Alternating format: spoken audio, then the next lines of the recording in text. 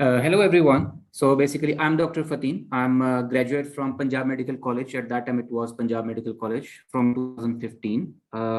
This is not my first time giving lecture in. Okay, so there is a comment to wait. So I'll wait. I'll wait for others to join.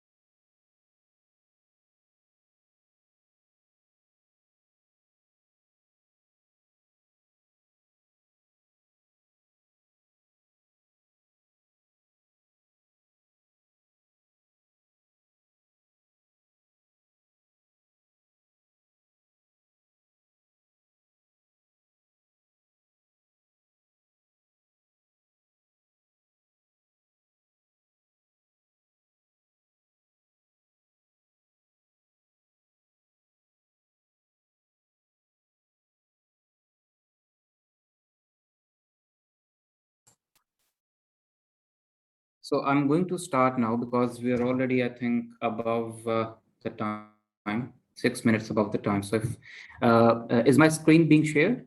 Can you guys see my screen? Okay, great. All right.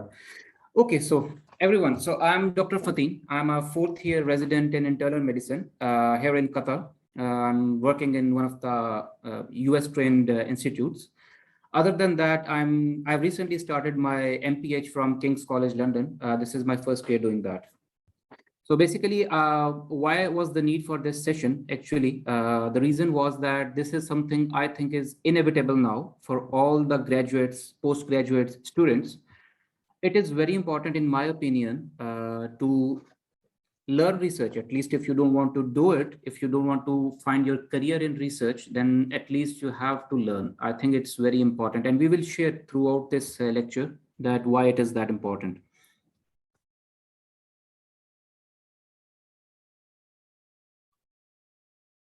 Okay, so let me see how can I do that, Dr. Aisha. I'm not very sure how I will be able to make you the host because I don't think that I am the host of this meeting.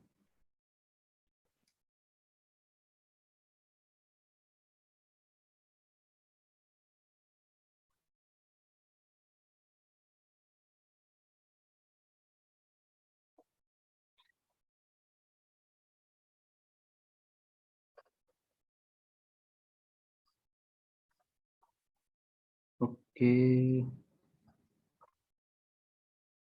Yeah, so I did that. Can you confirm if you are the host now?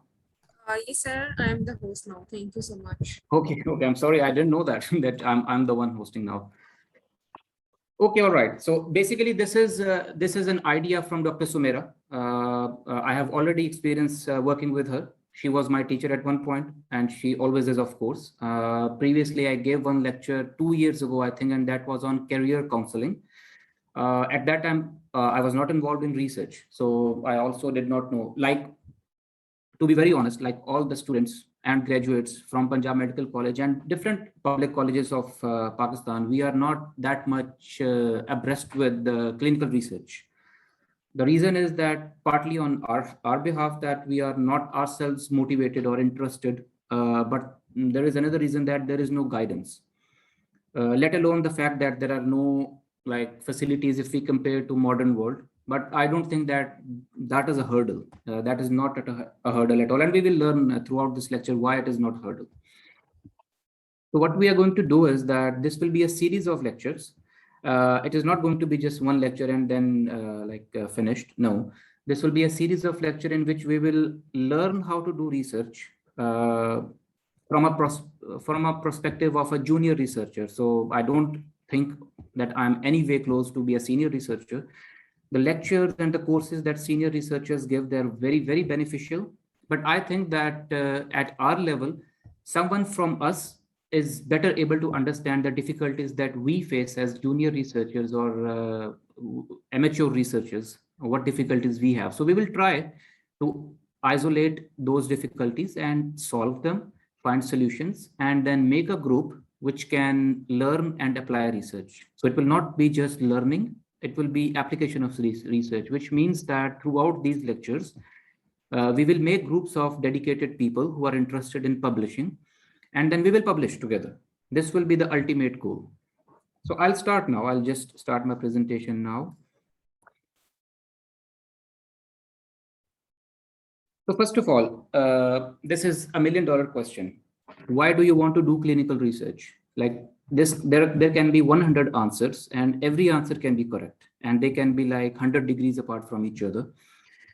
From my perspective, what I think that there are 3 types of physicians. The first one is those who generate evidence for clinical practice. These are the top ones in the hierarchy who are making the guidelines. And then the next ones are the ones who read and apply that evidence in their clinical practice. Like most of us, we are doing clinical practice day to day. That's what we do. We use different sources of guidelines, for example, UpToDate or Dynamed, or we use NHS guidelines. So where do these guidelines come from? These guidelines basically come from evidence, and evidence is made, of course, through the research process. And then there are third types, which I believe is almost extinct, which is those who neither generate nor apply evidence in clinical practice. If you think that you are the third type, I don't think so, because at some point when you're treating your patients, you are applying the guidelines either directly or indirectly. So to sum it up, unless you plan to be the third type, I think that you need to understand clinical research and its methodology, which will be the basic objective of this whole series of lectures, which will be, I hope, interactive. So there is one very good concept that I want to share with you.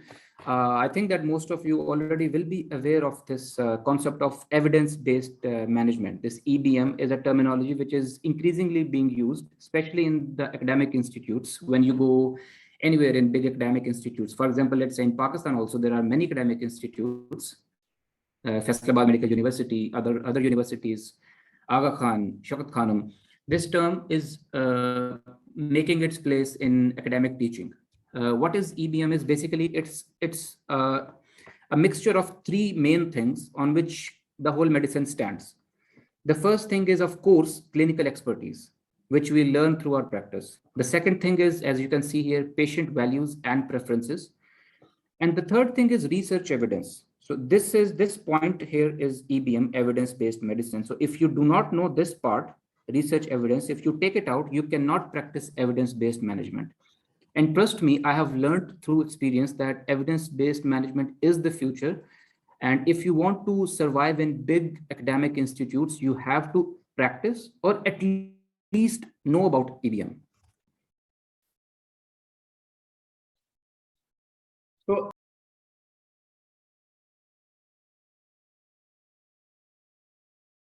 okay. So you can continue So, now. okay.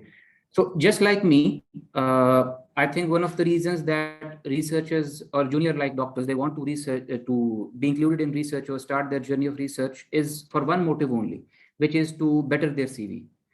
And I think if you will talk to other people's like big professors or other people who are like, who have spent years and years in research, they would think maybe that this is not a justified motive, but I think otherwise.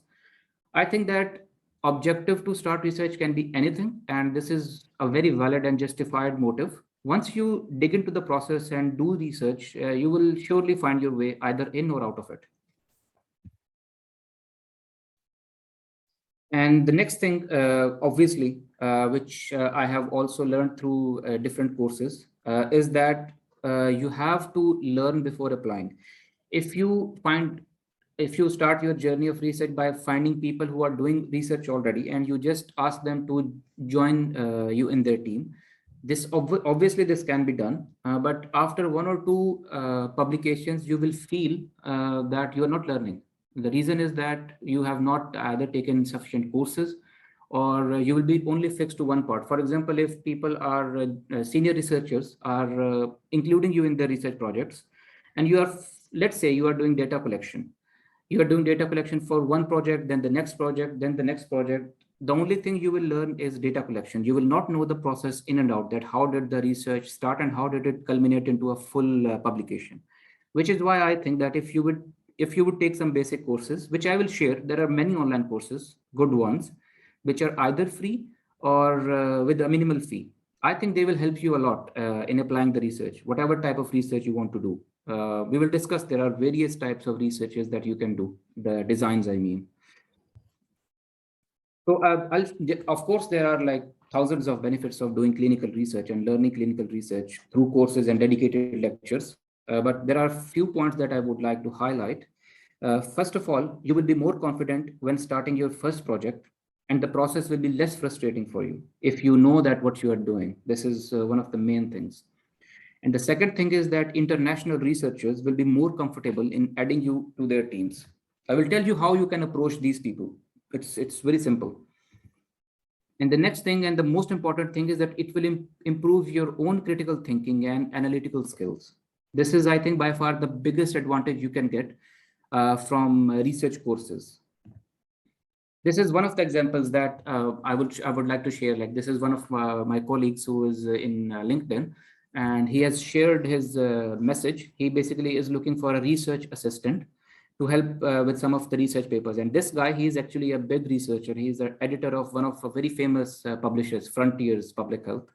And if you can see that he has posted some of the qualities he is looking for research assistant. First of all, a graduate in medicine, which almost all of us are, or will be in a couple of years.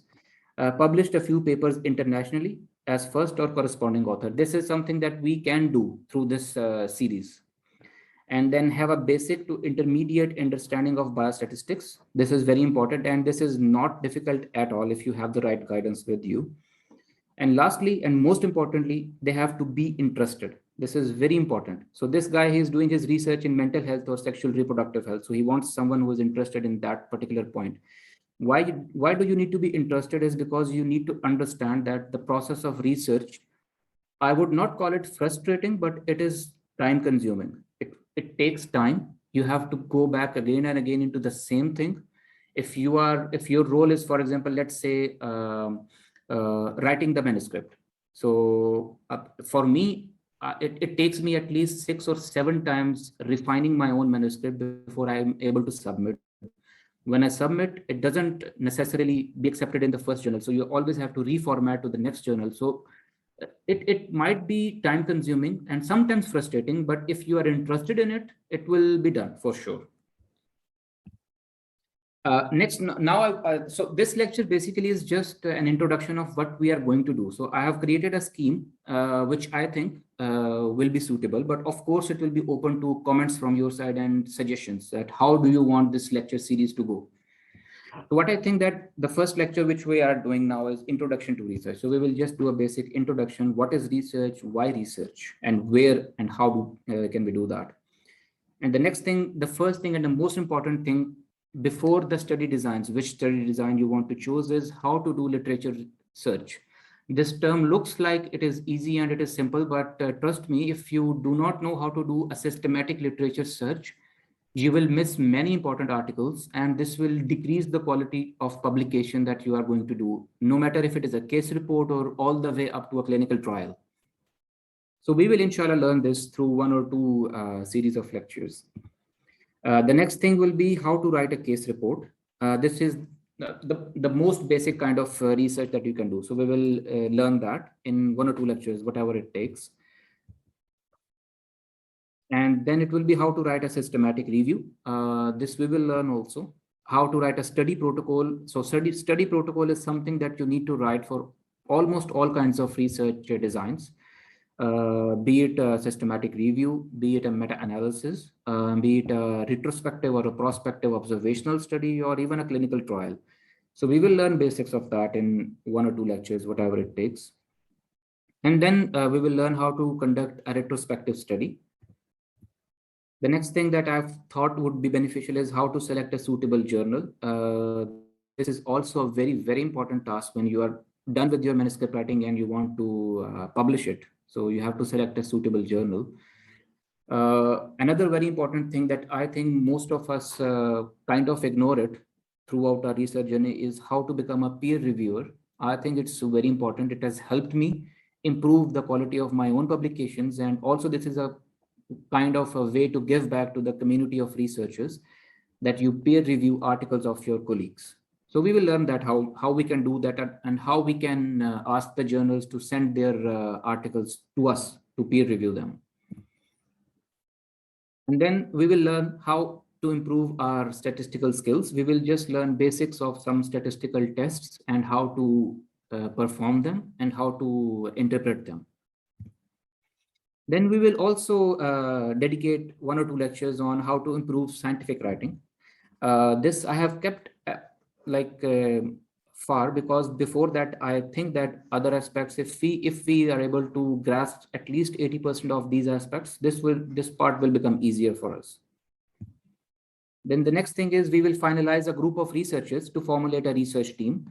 I'm already actually working with some of the PMC graduates or students in different projects. We have already published, I think, 3, 4, or 5 in good impact factor journals. And I just want this process to continue.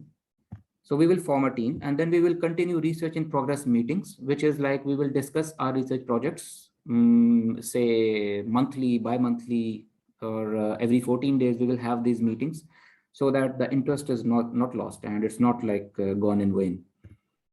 So this is all about it. Now the question is, let me just see that I'm not able to see the chat. I'm not sure if anybody is writing questions, but I will be here to take all of your questions. So that's Dr. not Fateen, right now nobody has any question.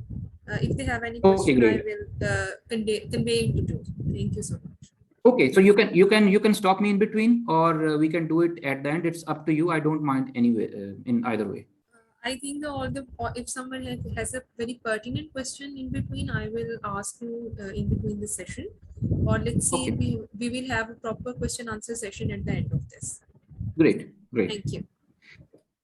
So the first thing, so once you are done with all these basic research ideas, which we will discuss in further lectures also, the next thing will be what to publish. So this is important that you know what you are publishing, what study design are you choosing, and I would advise you not to stick to a particular design. So I would always recommend, because this helped me also, to start always with the lowest one and the most easiest one, which is case report or case series. But of course, you don't have to just stick on that. Once you are done with 3, 4, 5 case reports or series, you have to move on. And the next thing is observational study. This is a bit not difficult, but a bit time taking than case reports.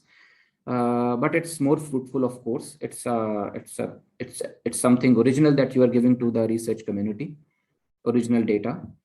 Then there are systematic reviews, which are also very important. These are basically, the reviews are basically a collection of the already published data. It can be observational studies, clinical trials, prospective studies, or even case reports. Then the next thing is meta-analysis, which includes systematic review plus advanced statistical analysis, which is in the shape of meta-analysis. The next thing is prospective study. And finally, the other things I think should be kept once you are a bit senior researcher, which is letter to the editors, expert opinions, or general narrative review articles. So these are the basic research designs that are used to publish. Of course, the next thing is clinical trials, which is the only thing left from here. And then I believe another important aspect is where to publish. This is very important. So where to publish means you have to search which publisher and then which journal. And there are many things that you have to keep in mind before finalizing your journals. Here you have to be vigilant about one thing, that there are a lot of fake or what we call predatory journals out there. These journals are not indexed anywhere. In their emails, they tell you that they have, like, for example, 2 impact factor and they are PubMed indexed and this indexed and that indexed. Initially, you will be very confused. I was too. But with time, when you will be publishing and you will be more into the research community, you will only by the name of the publisher and the name of the journal, you will know that this is a predatory journal, this is a fake journal. So where to publish is basically an art, and you will learn it. What you have to do is always, this is what I do, and this requires patience actually, but I always prefer that you use a trickle down approach, which means that you choose the highest journal that you think your manuscript is suitable for. So every manuscript, every study, you will know that what's the quality of this. For the journals metrics, there are two main ways to see that how high the journal is. One is impact factor. This is a calculated score given to each journal based on its citations. So the higher the impact factor, the bigger the journal's reputation is. Similarly, there is another thing which is known as site score. So if the site score and impact factor are high, it means that the journal's ranking is high. So always, this is what I use. So if I have done a study, if I have completed a manuscript, I think that it is a very good study. It's not done before multiple times, or if it is the first study, I would go with the highest impact factor. Of course, not with 50 and 60. Like I would not go with any JM or JAMA articles. I would choose something like 5 to 6 impact factors, 7 impact factor, and then go down. Once it is rejected from there, then I will choose the next lower impact factor. This is what I choose, and I recommend also. But of course, this needs patience. For example, I have now one systematic review, which is in the process of publication since last 6 months, I think, because we are just trickling down our approach. Then the next thing is that some journals you will know by just the name of the publishers and the journals that these journals are very well reputed, and you don't need to like search if they are fake or not. One of the example is Nature, which is a very big publisher. And in medicine, one of the very famous journals from Nature is Scientific Reports. So this is one of the examples that some journals are just, you know, that you have to publish there.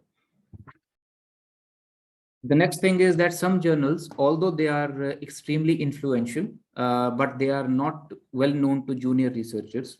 So you have to, by the time you will be doing research, you will find ways how to know about the influential journals. So as I told you, there are ways you can go always into the journal metrics or and there is one tab in every journal's homepage about.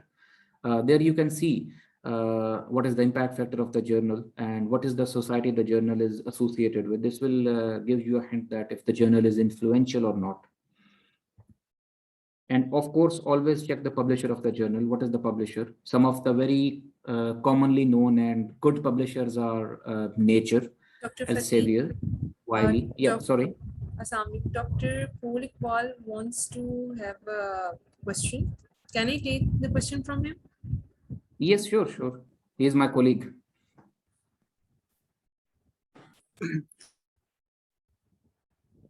I think his mic is mute. Unmute. Is it okay? Yes, I can hear you. Yeah, hi. Assalamu alaikum, everyone. I hope everyone is fine and safe there. So I'm basically on duty at the moment, but I will be very quick.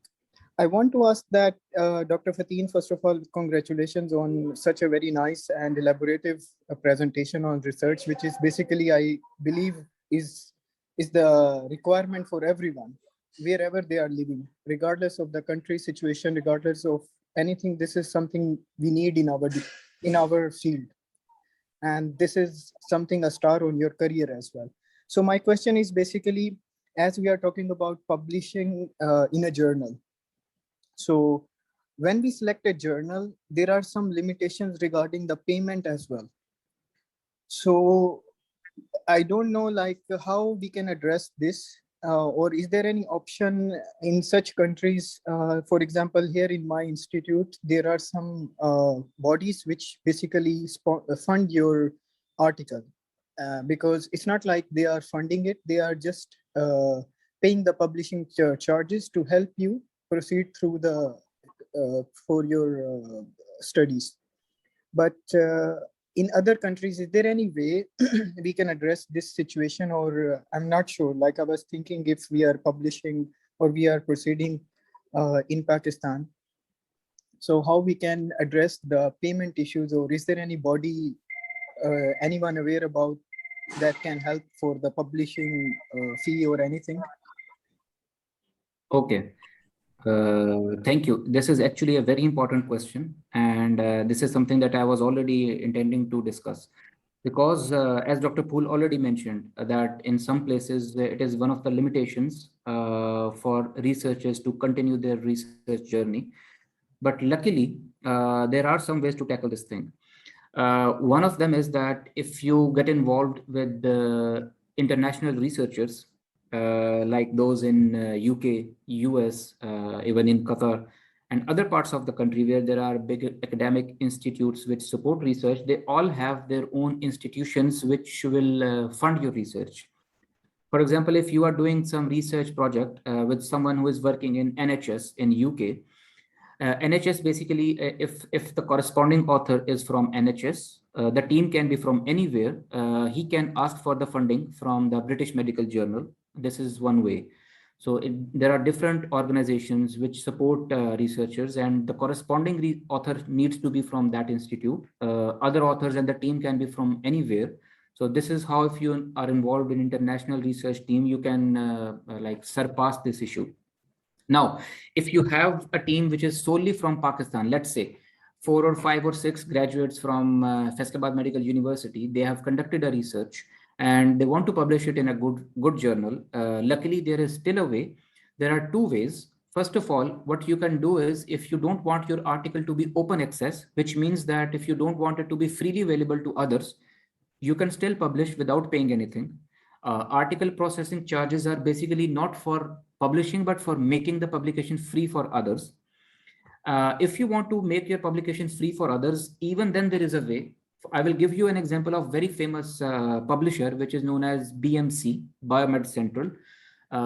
Many of their journals, they give an offer that if you are a researcher in a less developed country, which includes Pakistan in their list, then your article processing charges will be waived off. You just have to email them. You have to tell them your research idea. Or if you have already conducted, you send them the abstract, that this is the abstract of my study, which I want to publish in your journal.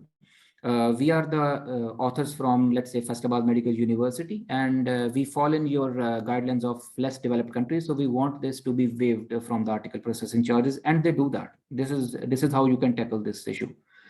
Lastly, and the less desirable way is, which we also sometimes have to do, even if here we have funding, sometimes we are on this path that we ultimately get rejected from everywhere. Then we divide the charges among all the authors. So it will be like maybe $100-$200 for each. This is the least pathway, but before that, there are many pathways which you can use to tackle this issue.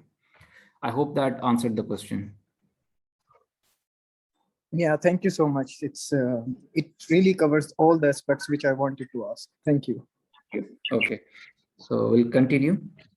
Okay, the next thing, we already discussed this, that how to know that if a journal is good, which is impact factor and site score, and ignore the emails that you will, of course, anyone who publishes, he will start getting emails from different journals that we have impact factor 2, come publish with us. That is most of the times not true. So you always have to go to the journal's website. We will do this in future lectures. I will show you everything, how we can do that, and check there what is the impact factor. They cannot lie there. So this is how you check the quality of the journal. Then the next thing is, which can give you a hint that yes, this is a good journal, is associated societies. I will give you an example. For example, there is one journal. Its name is Electronic Neurological Sciences. It is, and in its website, it says that it is the official journal of World Society of Neurologists. So this can give you an idea that the journal and the publishing society, it's a good one. Then the next thing is funding options. We have already discussed that. So funding options, either you can make your article open access, which means that once it is accepted and published, the readership will not be asked to pay anything. But on the other hand, this will be done only when you as an author and submitting author will be paying for it. The other option is to choose non-open access, which is kind of shrinking now. Most of the journals don't even offer that now, but still there are some journals which offer, which means that you as a publisher, as the author, you don't need to pay anything. The one who is reading, for example, if I am trying to read your research, I will be paying like $10-15 to get the article. The other funding options we've already discussed, that in different parts of the world, there are different funding bodies, which are usually either national libraries or the associations, which help their researchers to tackle this article processing charges issue. And then the next thing, this should be one of your, of course, this should be one of your criterias of choosing a journal, but it should not be the first one. But still, it is important. In the article, in the journal's homepage, you can go and see the time it takes to review and the time of it takes to accept the article and what is the acceptance rate. For example, if you have a good publication, you would want to target a journal which has an acceptance rate of like 30-40%, but you should not be going to choose a journal, for example, say JAMA, Journal of American Medical Association, which has acceptance rate of 3%. So that would just waste your time. The next and very important thing which I would advise all of you who are interested in learning and applying research is to make your presence in social research websites. So like we have some social websites, for example, Facebook and all that, which is like non-research based. But on the other hand, we have many websites and profiles which are highly research based. And if you have your accounts there, you can make your presence. I will share some of them. For example, one is LinkedIn.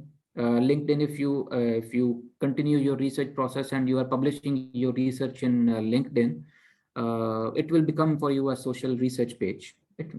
For example, this is my LinkedIn page, and all the homepage is always filled with different authors who are sharing their publications. This is how I know what my colleagues are doing, what are they publishing in. The next thing is ResearchGate. This is very important for you to have your account in ResearchGate.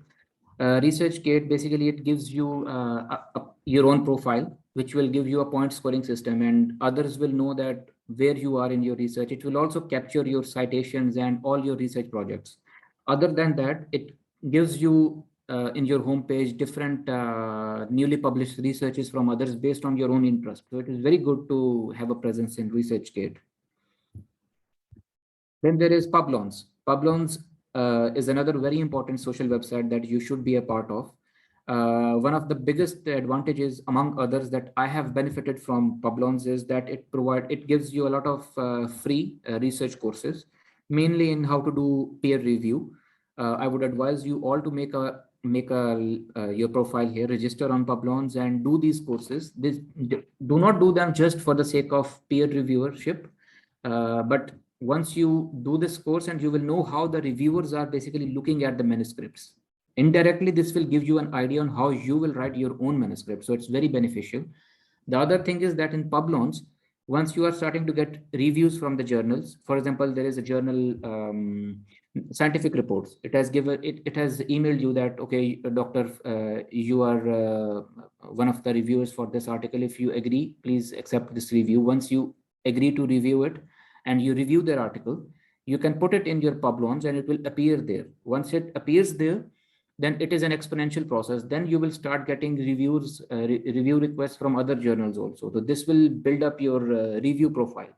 And this will take you towards the editorship also. If you have, for example, published 100, 200 articles and you have not reviewed any article, you will not be close to becoming editor of a good journal anywhere. But if you are reviewing also, then your chances of becoming an editor are very high. And the last thing is Google Scholar. This will just give you an idea of your own citations and your own articles. You should also, I think, have an account there. These are some research courses that I would recommend. These are the ones that I took. These highlighted ones, these 4 are completely free. Peer review course from Wiley. You just go to Wiley and just write in Google peer review course. You will get their peer review course. Similarly, peer review course of Publons Academy. Then there is an introduction to peer review. This is a very good course from Web of Science Academy. And then there is mentoring in peer review. In this course, you basically learn how to mentor junior researchers on peer review process. So I would advise all of you to at least do these 4 courses, which are totally free, and they will take 1 day for each course. That's it. Then there are some courses that I was just looking upon, which are good and not free, but minimal charges. As you can see that how to write a quality research paper, which is very important. And it has a very good rating, 4.9, 781 students already enrolled, and it is around $15. There was another one that I found very good, which is systematic reviews. And they have in this, you see that they take you from start till the end, how to do the whole process of systematic review. These are all the good courses that we will go throughout these series of lectures. That's pretty much it. I'm open to questions. So this first presentation, I deliberately kept it small so that we can see if people are really interested. And the next presentations and lectures will be based on your suggestions, your feedback, and your motivation. So I'm open to questions now. Thank you so much, Dr. Fateen. It was such a lovely and knowledgeable presentation. And now I will ask the participants to kindly ask your questions one by one. Raise your hands, and then when I will ask you to ask your questions. Anyone, if anyone has any question, please.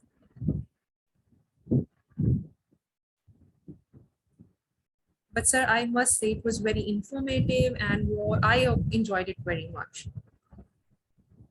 So there is a participant from the name iPhone. I don't know, he hasn't renamed herself or himself. So kindly ask your question.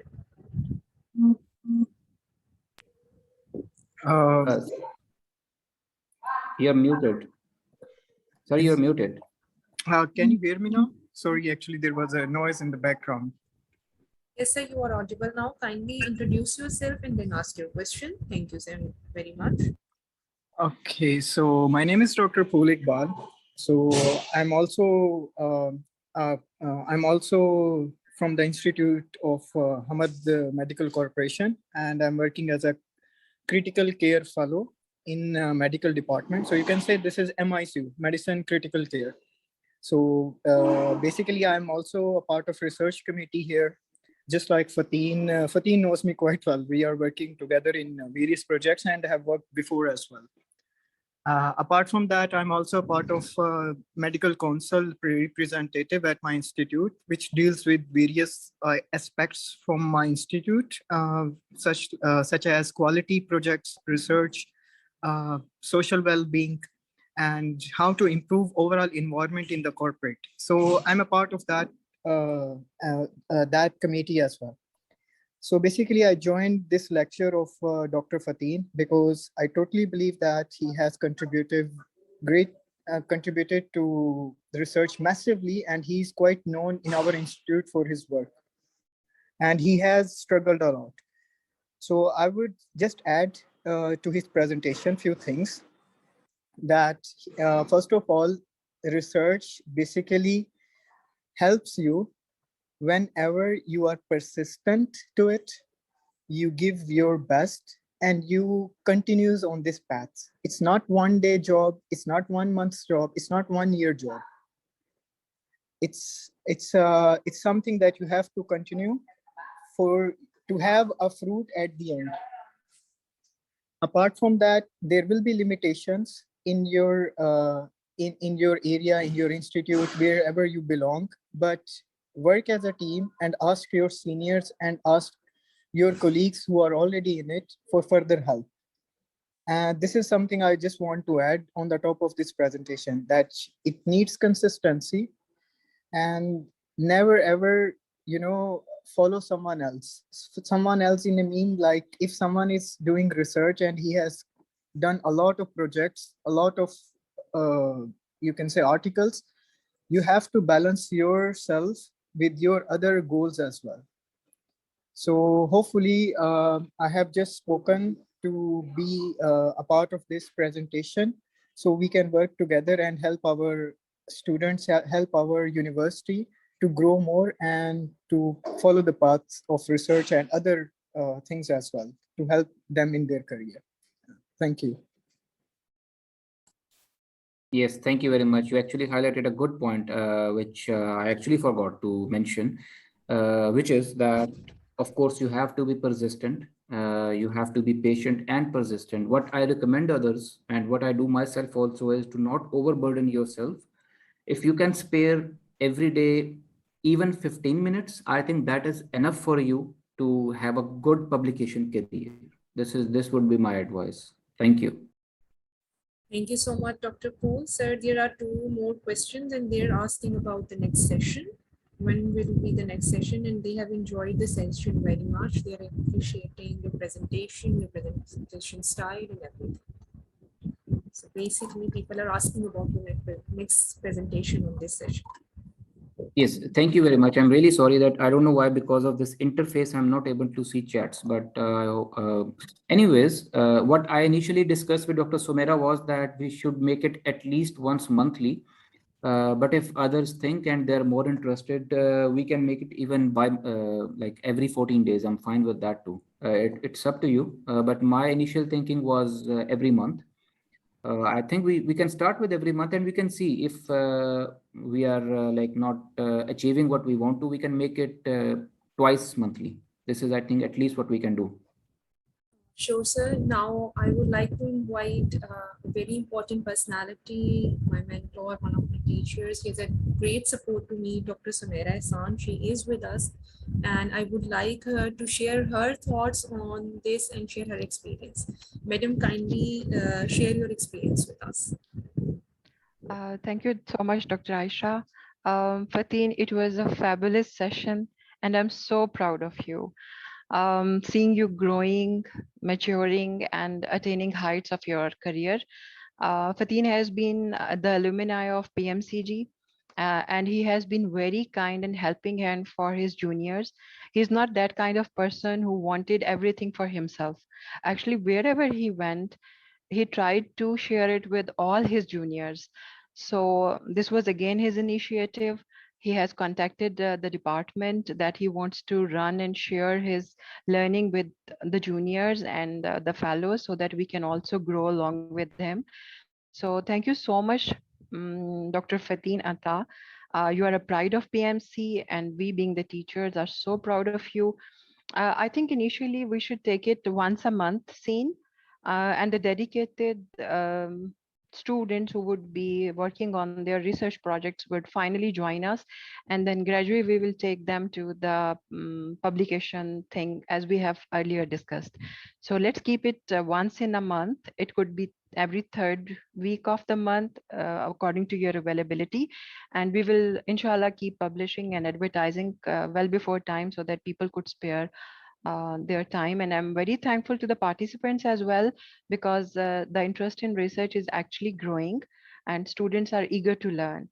And thank you, Dr. Aisha, for managing everything so well. My team, Miss Mariam, Miss Fatima Aslam, and everyone out there, Amna Dispal particularly, and I was seeing very familiar names in the participants.